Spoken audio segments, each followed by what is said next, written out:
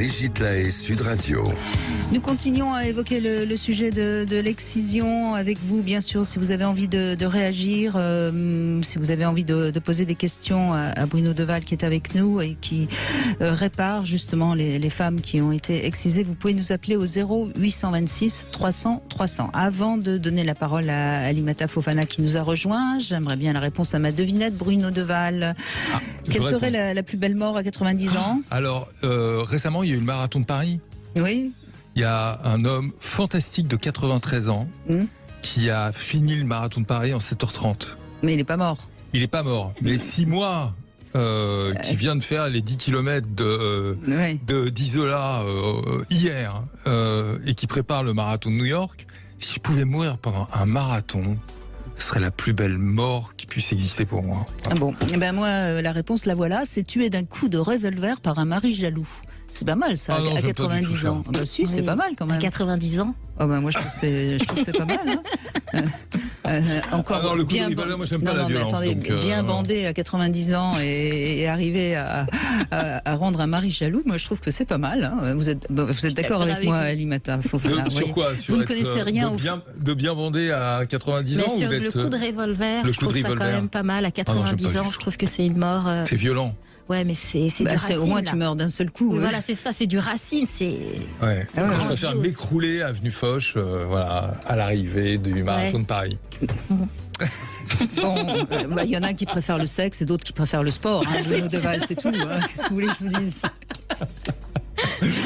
Chacun ses passions. Ouais. Bon, mais je crois qu'Alimata Fofana, nous sommes sur la même longueur d'onde. Oui, ça, nous comprenons. Nous comprenons. Bon, en tout cas, vous étiez déjà intervenu il y a quelque temps à l'antenne, à l'occasion de la journée mondiale contre l'excision, d'ailleurs, si je me souviens bien. Vous êtes l'autrice, j'y arriverai jamais, de ce livre À l'ombre de la cité Rimbaud. C'est aux éditions du Rocher et le sous-titre, c'est Vaincre le tabou de l'excision. Alors, première question, justement, Alimata, est-ce que c'est encore tabou en France, l'excision? Oui, c'est encore tabou. Les victimes parlent très très peu. Vraiment très très peu. Souvent, moi, quand elles me parlent parce qu'elles savent que nous avons en commun cette blessure, cette amputation. Et aussi, je dirais que dans nos familles, le poids du... Il y a de la honte? Beaucoup de honte. Moi, pendant très longtemps, j'avais affreusement honte parce que je me disais que sur mon corps, j'avais la trace de l'ignorance. Donc si on s'était rencontrés il y a 20 ans... C'est joli ce que vous dites. Oui. Si on s'était rencontrés il y a 20 ans, je vous aurais dit non, j'ai pas subi une excision. Oui. Tellement j'avais honte. Oui. Et je dirais que le tabou, c'est aussi dans le corps médical. Je vous regarde, dans le sens où quand j'échange beaucoup avec des gynécologues, des médecins, et la gynécologue que j'avais rencontrée, elle m'avait dit que quand on parlait de la question des mutilations sexuelles faites aux femmes, et quand elle disait aux sages-femmes que quand vous voyez que la femme a subi une excision, c'est peut-être l'occasion de parler, et que les sages-femmes disent ah ben non, elles n'osent pas. Les sages-femmes n'osent pas, c'est bien ça. Elles n'osent pas parler de de la question des mutilations. Et je vais prendre un exemple que moi, que j'ai vécu quand j'étais un peu plus jeune avec une gynécologue. Donc elle me regardait, il y avait un examen gynécologique. Et quand je lui posais la question si elle voyait quelque chose, une différence, parce que pour moi c'était ça qui était dur, c'est de me dire que mon corps ne ressemblait pas aux autres femmes. Donc je lui disais, est-ce que vous voyez une différence? Elle me disait, ah non, il n'y a pas de différence. Et là je me disais, elle me prend pour une idiote. Peut-être pas, malheureusement. Moi j'ai cru qu'elle me prenait pour une idiote dans le sens Mais moi je vous dis, peut-être pas, malheureusement. Pourquoi? Parce que peu de femmes d'abord regardent réellement leurs organes génitaux et que je pense qu'il y a des sages-femmes qui peut-être n'ont jamais regardé vraiment leurs organes génitaux et font peut-être pas la différence. Non, mais moi c'est un peu caricatural tout ça. Quand même, c'est un peu caricatural, mais croyez-moi, j'ai travaillé sur cette question longuement. J'ai fait un documentaire qui est toujours sur le site d'Arte sur la question des mutilations sexuelles faites aux femmes. Et vous savez, quand vous avez subi cette amputation, il y a comme une quête de vouloir retrouver ce qu'on vous a pris. Donc, pour ma part, il y avait une quête à travers la réparation chirurgicale, mais j'ai bien compris que la réparation chirurgicale ne suffisait pas et que le gros du travail, il était psychique. Donc moi, quand j'avais 23 ans, que j'étais étudiante à Paris 3 à Sancier, et que je vais voir un médecin qui me dit « Mais Alimata, en 45 minutes, c'est fait », et que moi, j'y ai cru. et que je me fais réparer et qu'on m'a jamais parlé des douleurs post-opératoires. Ah oui, bah alors ça c'est le... Oui, allons-y. Oui. Alors on m'a jamais parlé des douleurs post-opératoires et que la douleur est tellement importante que je m'allonge par terre à Paris sur les trottoirs tellement j'ai mal. Donc là, je trouvais qu'il y avait quelque chose qui n'allait pas. Et moi, j'ai cru qu'on allait me redonner ce qui m'avait été pris, que j'allais être comme si on ne m'avait pas amputé, alors que ce n'est pas possible. Que mon corps est marqué par cette amputation. Donc le gros du travail, il s'est fait après, quand j'ai rencontré une psychologue avec qui j'ai travaillé longuement et qui m'a dit « Alimata, ce que vous cherchez dans votre culotte se trouve dans votre tête. » Bon, alors je peux répondre. Donc il y a plusieurs points là. Il y a le point chirurgical. Le point chirurgical, c'est effectivement on peut réparer. Je croyais qu'il allait parler du point G. Non, le point G n'existe pas. Donc le point chirurgical, c'est-à-dire on peut réparer, on peut faire des clitoridoplasties, c'est-à-dire ce qui est amputé, c'est le corps du clitoris, mais on retrouve le genou du clitoris, on sectionne le ligament et on a de nouveau un clitoris, un néoclitoris. Ce qu'il faut savoir, c'est que le clitoris, c'est l'élément le plus innervé de l'organisme et inévitablement, les patientes ont mal dans les suites, mais ont extrêmement mal.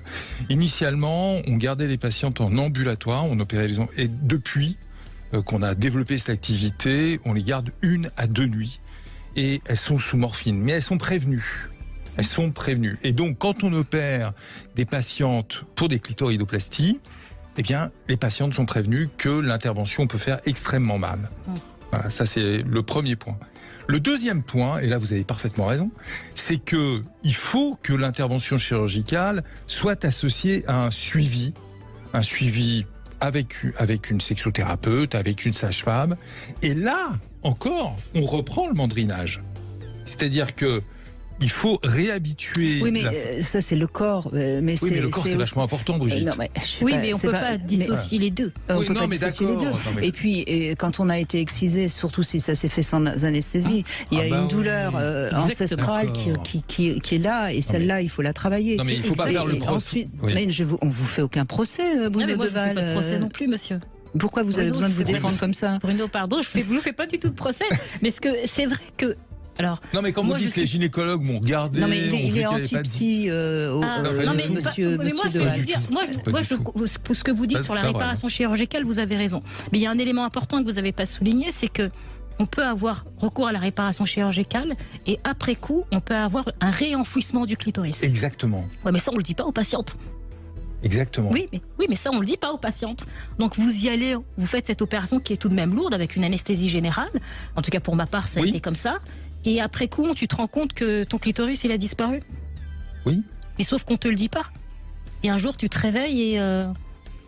Donc ça, c'est un élément. Oui, mais ça s'appelle le consentement éclairé avec les aléas thérapeutiques. Mais ça, on ne sait pas, croyez-moi que je ne le savais pas. Oui, mais ça, c'est valable pour les clitoris et c'est valable pour toutes les interventions. Ce qui est compliqué, Bruno Deval, c'est très bien qu'il y ait réparation et c'est très bien que ces femmes puissent être éventuellement aidées sur un plan anatomique. Mais ce qui est compliqué aussi, c'est qu'il y a tout ce lien de loyauté avec sa culture. C'est pour ça que je pense, moi, qu'il est plus important encore, et notamment dans cette émission où on est entre gens quand même intelligents qui essayons de nous aider les uns les autres. Je crois que c'est vraiment important de comprendre qu'il faut lutter d'abord et avant tout sur ce qui est la culture, ce que signifie l'excision dans ces cultures et ce que c'est qu'être une femme libre. Une femme libre, c'est ça, parce que là, la chirurgie, elle arrive après coup. On nous a déjà amputés. Absolument. Et que quand vous parliez de l'aspect culturel, parce que quand vous dites, je suis d'accord avec tout, la médecine c'est très important, mais il faut pas oublier que la manière dont on nous a éduqués, si depuis que vous êtes enfant, on vous dit que votre sexe est sale, qu'il faut cacher ce sexe et qu'il faut en avoir honte, vous ne pouvez pas lui dire à un moment, allez vas-y, jouis, hop, hop, hop, ça marche pas comme ça. Donc il y a un vrai travail aussi de déconstruction dans nos familles. Et aussi, on peut être également aidé par le planning familial, parce que vous imaginez dans nos familles, comme on nous excise, on ne vous parle pas de sexualité ni de pilule. Donc le relais, il se fait où? Au sein du planning familial. Alors faut arrêter de couper les subventions au niveau des plannings familiaux, parce que moi, s'il n'y avait pas eu le planning familial, j'aurais été où? J'aurais été nulle part. Donc c'est vraiment ces éléments importants qu'il faut mettre en avant, parce que moi, ce qui me frappe, c'est celles qui ont 25 ans. Autant moi, j'ai 41 ans, peut-être moi, on ne savait pas, d'accord. Bon, moi, j'ai été sacrifiée. Mais ce que je n'accepte pas, c'est celles qui ont 25 ans et 30 ans et qui m'écrivent et qui ont subi la même chose que moi. Comment on peut expliquer que des filles françaises... Réparer ou exciser? Les deux. Moi, j'ai même l'impression, Alimata Fofana, qu'il y a un retour en force justement de cette culture et que les choses sont plutôt en train de s'aggraver et qu'il est plus que temps de... Il est plus que temps. Tout à l'heure, quand je vous écoutais, quand vous disiez par rapport qu'on puisse prévenir dans les écoles maternelles et tout. Et moi, j'ai envie de vous dire, aujourd'hui, les filles qui sont françaises ou canadiennes, elles subissent l'excision, elles ont 13 ans, elles ont 14 ans. Donc, c'est pour ça que je dis qu'il faut aussi entendre ces femmes victimes qui ont 25, 30 ans et qui vous disent qu'elles ont subi ça à 14 ans. Il y en a une qui m'a dit à 17 ans. Donc c'est pas dans l'école maternelle. En école maternelle, vous allez rien voir du tout. D'accord. Mais alors 17 ans, comment c'est possible? C'est un traquenard. On vous dit que vous partez en vacances. À 17 ans? Ouais. À 17 ans, vous pouvez pas résister. Physiquement, si on vous tient les bras... 17 ans? Les bras, les jambes... visiblement non, enfin je veux dire, c'est d'autant plus barbare. Voilà, vous pensez vraiment qu'elle va se laisser faire avec cette douleur monstrueuse sans anesthésie? Elle va se dire, elle va rester comme ça en disant vas-y... Mais bien sûr que non. Donc, c'est un traquenard. C'est pire qu'un traquenard. Mais ça veut dire que il faut comprendre que dans nos familles... C'est un crime. Oui, mais on est d'accord, mais il faut comprendre que dans nos familles, l'individu n'existe pas. Sauf que, est-ce que quand elle revient... Vous y croyez pas? Vous croyez pas que... Bien sûr que j'y crois. Non, évidemment, j'y crois. Je suis effondré. Alimata Fofana, mais quand on se fait exciser à 17 ans et qu'on revient, on peut porter plainte contre ses parents. Sauf que la culture est telle qu'on n'ose pas. C'est pour ça que c'est vraiment un problème culturel. Oui, parce que comme vous dites, vous l'avez dit précédemment, il y a la loyauté. Et malgré tout, ce qu'il faut comprendre, c'est qu'on aime nos parents. Et c'est ça toute la difficulté. Je vois votre regard qui... Non, mais je suis effondré, Alimata. Je suis effondré. Il y a de quoi. Allez, on fait une petite pause. Comme ça, vous allez pouvoir vous redresser. Et puis, on continue, évidemment. Vous restez avec nous, Alimata Fofana. On va avoir une auditrice en ligne qui fait partie d'une association. Vous pourrez également réagir si vous le désirez. Sud Radio.